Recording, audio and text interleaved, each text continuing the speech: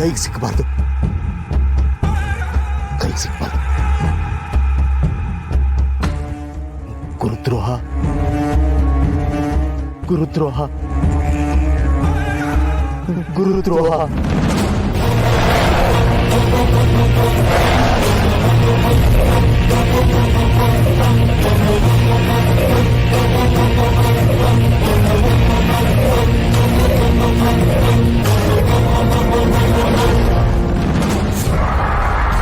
ಎಲ್ಲ ಶುರುವಾಗಿದ್ದು ಇಲ್ಲಿಂದಲೇ. ನನ್ನ ಕಥೆ, ಅಂಬಿಕಾ ಕಥೆ. ಆದ್ರೆ ಹೇಗೆ ಅಂಬಿಕಾಗೆ ಈ ಊರ್ ಜ್ಞಾಪಕ ಇರೋದಕ್ಕೆ ಸಾಧ್ಯ?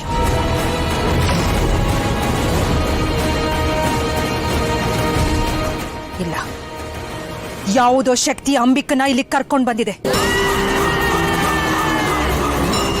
ಯಾವುದೋ ಶಕ್ತಿ ಅಂಬಿಕನ್ ಹಿಂದೆ ಇದೆ. ಆ ಶಕ್ತಿ ಯಾವುದು ಅಂತ ಕಂಡು ಹಿಡಿದು ನಂತರ ಅಂಬಿಕನ ವಶಕ್ಕೆ ತಗೋಬೇಕು. ಇಷ್ಟು ವರ್ಷ ನಾವು ಕಾದಿದ್ದು ನೀರಿನಲ್ಲಿ ಹೋಮ ಮಾಡಿದಾಗ ಆಗಬಾರ್ದು.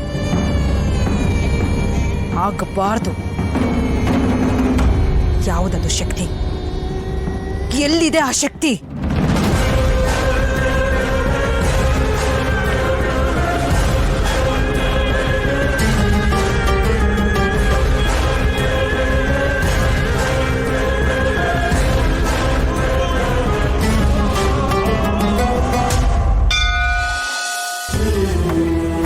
ತಾಯಿ, ನೀನೇ ಎಲ್ಲ ಆಟ ಆಡಿಸ್ತಿದ್ಯಾ ಅಂತ ನನಗೀಗ ಗೊತ್ತಾಯ್ತು. ಇಲ್ಲಾಂದ್ರೆ ಇದ್ದಕ್ಕಿದ್ದ ಹಾಗೆ ನನ್ನ ಮನೆಯವರೆಲ್ಲ ಯಾಕೆ ಇಲ್ಲಿಗೆ ಬರ್ತಾ ಇದ್ರು? ಇಷ್ಟೆಲ್ಲ ಮಾಡಿದವಳು ನೀನು.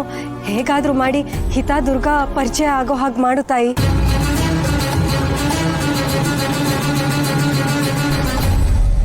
ತಥಾಸ್ತು.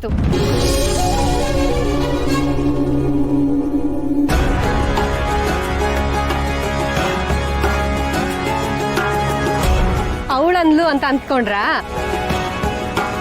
ಅವಳೆಲ್ಲ ಹೇಳ್ತಾಳೆ ಗರ್ಭಗುಡಿಲಿ ಬೆಚ್ಚು ಕೂತಿದ್ದಾಳೆ. ನಿಮಗ್ ಬೇಜಾರಾಗ್ಬಾರ್ದಲ್ವಾ?